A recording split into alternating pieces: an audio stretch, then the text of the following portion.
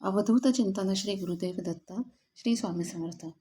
1 October 2024 या दिवशी रात्री 9:40 सर्व पितरी अमावस्येलाच प्रारंभ होणार आहे आणि 2 ऑक्टोबर या दिवशी रात्री 12:19 सर्व पितरी अमावस्या जी आहे ती संपणार आहे। सर्व पितरी अमावस्येला पूर्ण दिवस आपल्याला पितरांची सेवा करायची आहे आणि हा दिवस जो आहे तो आपल्या पितरांसाठी समर्पित आहे। त्यामुळे ज्या व्यक्तींना ह्या पितृपक्षात काहीच करता आलेलं नाही आहे, म्हणजे काही अडचणींमुळे तुम्ही काहीच करू शकला नसाल, अगदी मासिक धर्म असेल किंवा मग जवळचं स्वयंसूतक असेल, या कारणांमुळे जर श्राद्ध तिथीला तुम्हाला श्राद्धसुद्धा घालता आलेलं नाही आहे, अशांना ह्या सर्व पितरी अमावस्येला आपल्याला काय काय करायचं आहे हे या व्हिडिओमध्ये आपण जाणून घेणार आहोत। तर बघा, या पितृपक्षामध्ये ज्यांना काहीच अगदी जमलेलं नाही आहे करायला, तर त्यांनी काय करायचं आहे, सकाळी लवकर उठून सूर्यदेवाला आपल्याला अर्घ्य द्यायचा आहे। एका तांब्याच्या भांड्यामध्ये पाणी घेऊन त्यामध्ये थोडे काळे तीळ आपल्याला घालायचे आहेत आणि हे जे पाणी आहे ते सूर्यदेवाला आपल्याला अर्घ्य द्यायचं आहे। अर्घ्य देत असताना ओम पितृदेवाय नमः ह्या मंत्राचा जप करायचा आहे आणि हे पाणी जे आहे ते आपल्याला सूर्यदेवाला अर्पण करायचं आहे।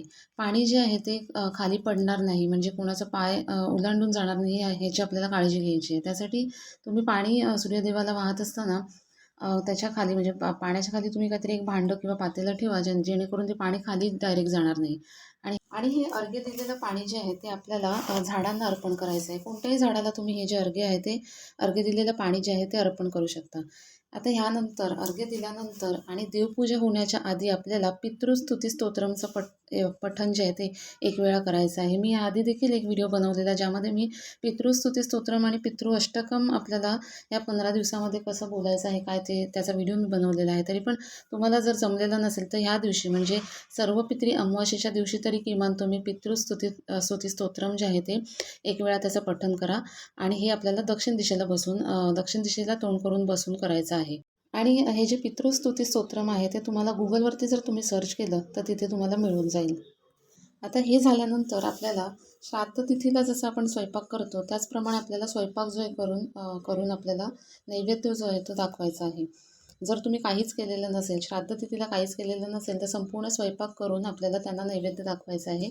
आणि जर श्राद्ध तिथीला तुम्ही केलेलं असेल, पूर्ण नैवेद्य दाखवलेलं असेल, तर तुम्हाला ह्या सर्व पितरी अमावस्येच्या दिवशी थोडीशी खीर म्हणजे तांदळाची खीर आणि वडे, बघा ह्या श्राद्ध पक्षामध्ये तांदळाची खीर आणि वडे ह्याला खूप महत्त्व असतं। त्यामुळे तुम्ही जर श्राद्ध तिथीला केलं जरी असेल तुमच्या पितरांसाठी, तरी पण आपल्याला ह्या सर्व पितरी अमावस्येला थोडीशी खीर आणि वडे जे आहेत ते करायचे आहेत। जर जमलं नाही तुम्हाला तर निदान थोडासा भात करून दही भाताचा तरी नैवेद्य, म्हणजे त्या भातामध्ये आपल्याला मीठ नाही टाकायचं आहे आणि दही भाताचा नैवेद्य तरी आपल्याला दाखवायचा आहे।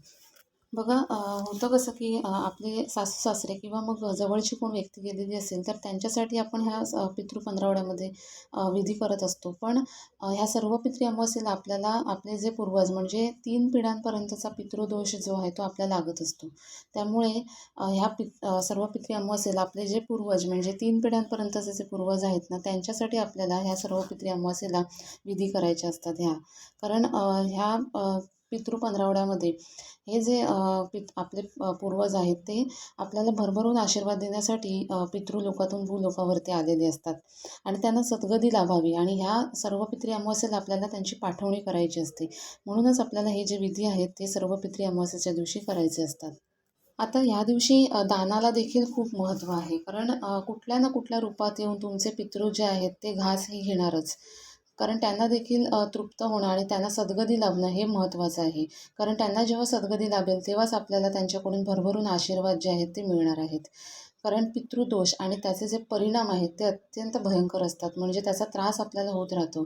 आणि तुम्हाला माहितीच असेल की प्रखर पितृदोष जर असेल तर त्याची शांती करण्यासाठी आपल्याला म्हणजे नारायण नागबळी हा विधी करण्यासाठी आपल्याला त्र्यंबकेश्वरला जावं लागतं आणि त्यासाठी लागणारा वेळ आणि पैसा हा त्यावेळेला अवेलेबल असेलच असं नाही। त्यामुळे ह्या ज्या विधी आहेत ह्या सर्व पितरी अमावस्येला तुम्ही अवश्य करा, जेणेकरून तुमचे पितृ तृप्त होतील, त्यांना सद्गती लाभेल आणि पितृलोकामध्ये ते सुखानं राहतील। त्याचप्रमाणे त्यांचे आशीर्वाद देखील तुम्हाला भरभरून मिळतील। व्हिडिओतील माहिती जर आपल्याला आवडली असेल तर व्हिडिओला लाईक करा आणि अशाच माहितीपूर्ण व्हिडिओसाठी चॅनलला सबस्क्राईब देखील करा। धन्यवाद।